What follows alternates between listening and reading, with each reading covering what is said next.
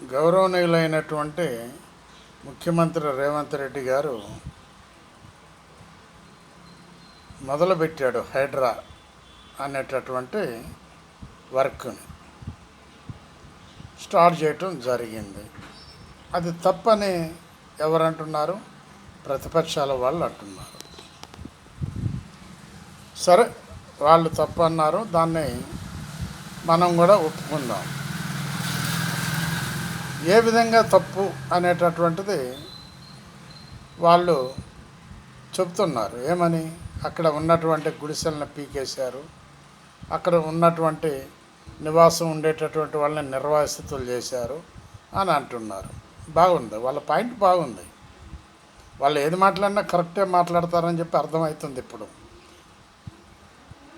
ప్రతి సంవత్సరం వర్షం పడినప్పుడు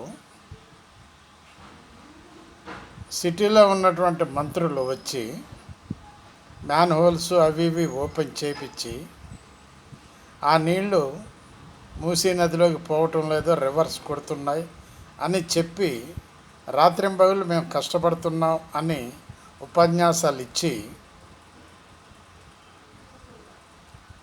ఆ నీళ్లు పోవటానికే ఇప్పుడు ఈజీగా దారి కనిపెట్టినటువంటి వ్యక్తి రేవంత్ రెడ్డి గారు.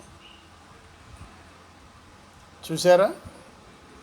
అయితే ఈ మూసీ పనులు మొదలు పెట్టాలని చెప్పింది 4-5 సంవత్సరాల కింద కేసీఆర్ గారే.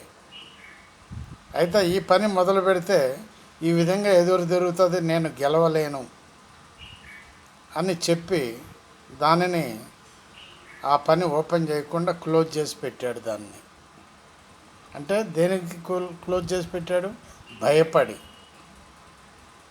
భయపడేదేముంది? వాళ్ళందరికీ డబుల్ బెడ్రూమ్లు ఇచ్చేసాయి, కట్టి 100 గజాల స్థలం ఇచ్చాయి. దీంట్లో భయపడవలసింది ఏం లేదుగా. గవర్నమెంట్ స్థలం ఉన్నది, అమ్ముకోవటం ఎందుకు, వాళ్ళకి ఇస్తే వాళ్ళైనా ఉంటారు గరీబ్ వాళ్ళు అనేటటువంటి ఆలోచన ఆ ప్రభుత్వానికి రాలేదు అని ప్రజలు మాట్లాడుకోవటం జరుగుతుంది. మీరేదో ఆ స్పీచ్ ఈ స్పీచ్ ఇచ్చి రాజకీయాల్లోకి డైరెక్ట్గా వచ్చినటువంటి వాళ్లకు ఓనమాలు కూడా తెలియకుండా ఉన్నటువంటి వాళ్ళు ఈ రోజున హైడ్రా గురించి మాట్లాడుతున్నారు అని ప్రజలు మాట్లాడుకోవటం జరుగుతుంది. ఆలోచించండి ప్లీజ్. బివి ప్రసాద్, హైదరాబాద్.